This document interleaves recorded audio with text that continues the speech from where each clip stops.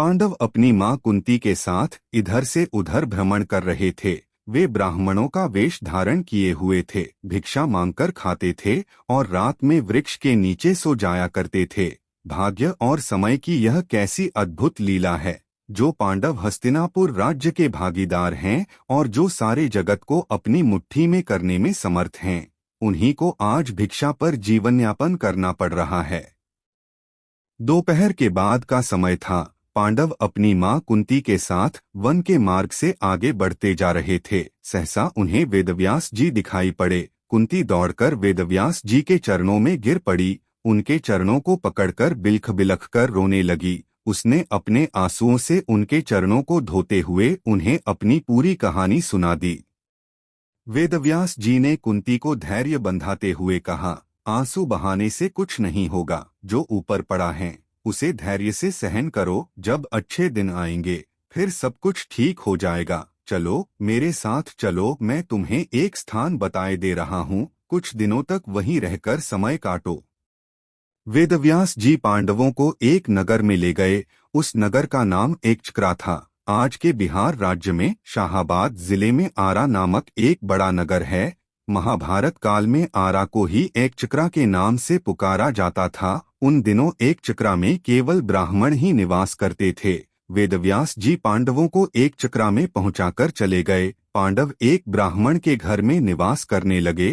पांचों भाई प्रतिदिन भिक्षा मांगने के लिए जाया करते थे। भिक्षा में जो अन्न मिलता था उसी से अपने जीवन का निर्वाह करते थे।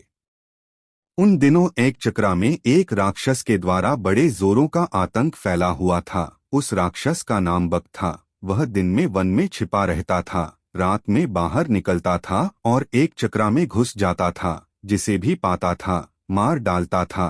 खाता तो एक ही दो आदमी को था, पर 15-20 आदमियों के प्राण रोज जाते थे। आखिर एकचक्रा के निवासियों ने बक से एक समझौता किया।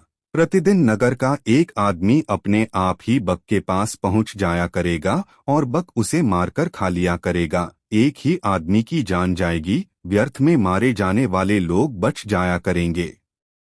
बक ने भी इस समझौते को स्वीकार कर लिया। उसे जब बैठे बिठाए ही भोजन मिल जाता था तो वह समझौते को स्वीकार न करता तो क्या करता।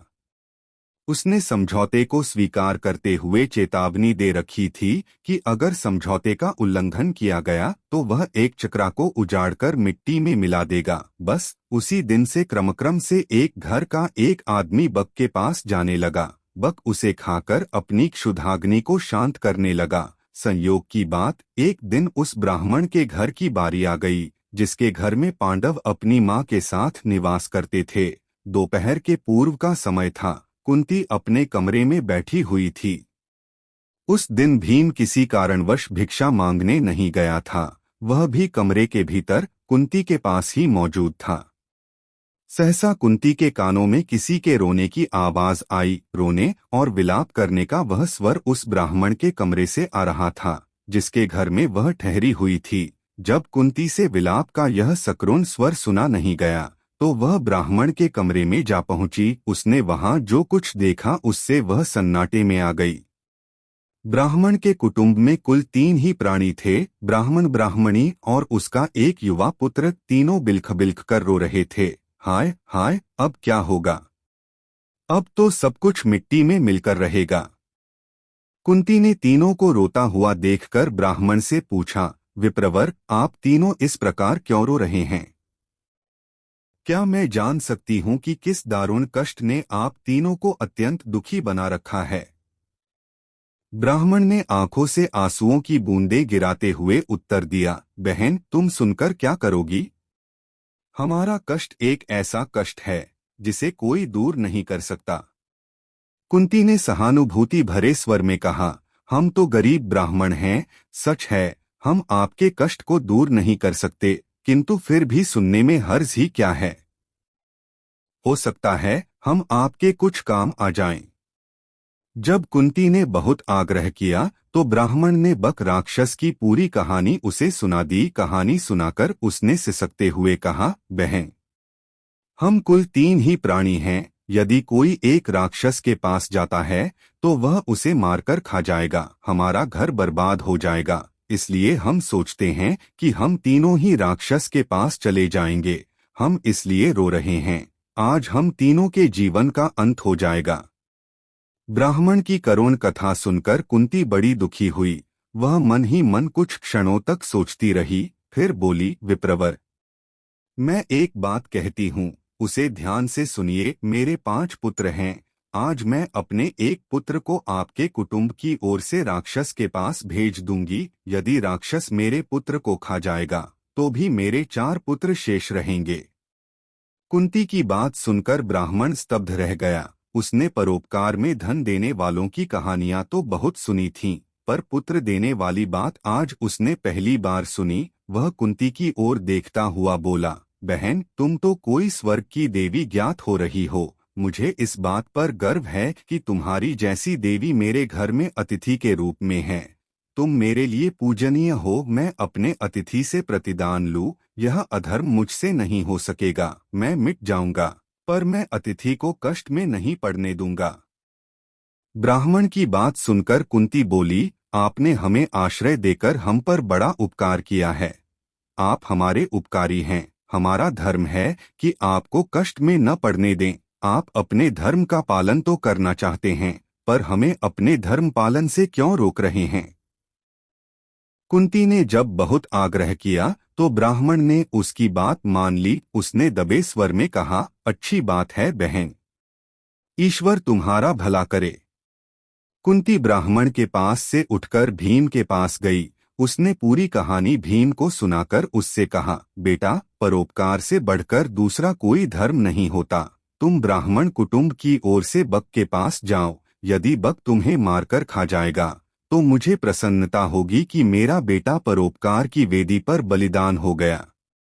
भीम ने बड़े हर्ष के साथ अपनी माँ की आज्ञा को स्वीकार कर लिया। उसने कहा, माँ, तुम्हारी आज्ञा शिरोधार्य है। बक मुझे क्या मारकर खाएगा? तुम्हारे आशीर्वाद से मैं उसे मिट्टी में मिला दूंगा। संध्या का समय था। भीम एक गाड़ी के ऊपर खाने पीने का सामान लादकर उसे खींचता हुआ बक के निवास स्थान की ओर चल पड़ा। वह बक के निवास पर पहुंचकर गाड़ी पर लदे हुए खाने के सामान को स्वयं खाने लगा। बक कुपित हो उठा। वह गरजता हुआ बोला, एक तो तुम देर से आए हो और ऊपर से मेरा भोजन खा रहे हो। इतना कहकर वह भीम पर टूट पड़ा। भीम तो पहले ही तैयार था। दोनों में मल्लयुद्ध होने लगा।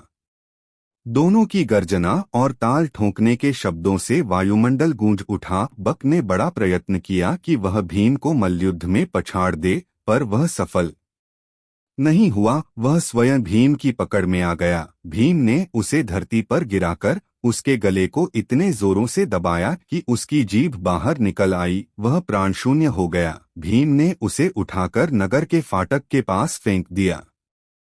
उधर संध्या समय चारों भाई भिक्षाटन से लौटे तो कुंती से सब कुछ सुनकर वे बड़े दुखी हुए। उन्होंने अपनी माँ से कहा, तुमने भीम को अकेले भेजकर अच्छा नहीं किया। हम भाइयों में वही एक ऐसा है जो संकट के समय काम आता है।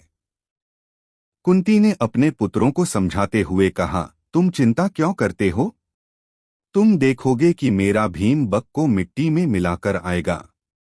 फिर चारों भाई भीम का पता लगाने के लिए चल पड़े। वे अभी कुछ ही दूर गए थे कि भीम अपनी मस्ती में झूमता हुआ आता दिखाई पड़ा। चारों भाई दौड़कर भीम से लिपट गए। भीम ने उन्हें बताया कि उसने किस तरह अत्याचारी बक को नर्क में पहुंचा दिया है। भीम ने घर पहुंचकर अपनी माँ के चरण स्पर्श किए। उसने कहा, माँ, तुम्हारे आशीर्वाद से मैंने बक का संहार कर दिया। अब एक चक्रा के निवासी सदासदा के लिए भयमुक्त हो गए। कुंती ने भीम का मुख चूमते हुए कहा, बेटा भीम, मुझे तुमसे यही आशा थी। मैंने इसीलिए तो तुम्हें बक के पास भेजा था। प्रभात होने पर एक चक्रा निवासियों ने नगर के फाटक पर बक को मृत अवस्था में पड़ा हुआ देखा। उन्हें जहां प्रसन्नता हुई वहां आश्चर्य भी हुआ। बक का वध किसने किया? क्या ब्राह्मण ने? एक चक्रा के निवासी दौड़े दौड़े ब्राह्मण के घर पहुंचने लगे। थोड़ी ही देर में ब्राह्मण के द्वार पर बहुत बड़ी भीड़ एकत्रित हो गई। ब्राह्मण के जयनाद से धरती और आकाश गूंजने लगा। ब्राह्मण ने भीड़ को शांत करते हुए कहा, भाइयों, बक का वध मैंने नहीं किया है, उसका वध तो मेरे घर में ठहरी हुई ब्राह्मणी के बेटे ने किया है। एक चक्रा के निवासी इस बात को तो जान गए कि बक का वध ब्राह्मण के घर में टिकी हुई ब्राह्मणी के एक बेटे ने किया है, किंतु अधिक प्रयत्न करने पर भी वे यह नहीं जान सके कि ब्राह्मणी कौन है और उसके पांचों बेटे कौन हैं। किंतु जानने पर भी यह तो हुआ ही कि एक चक्रा निवासी ब्राह्मणी और उसके पुत्रों का बड़ा आदर करने लगे। स्वयं ब्राह्मण भी गर्व का अनुभव करने लगा कि जिस ब्राह्मणी के पुत्र के एक चक्रा के निवासियों को सदा के लिए संकट मुक्त करा दिया है, वह उसके घर में अतिथि के रूप में टिकी हुई है।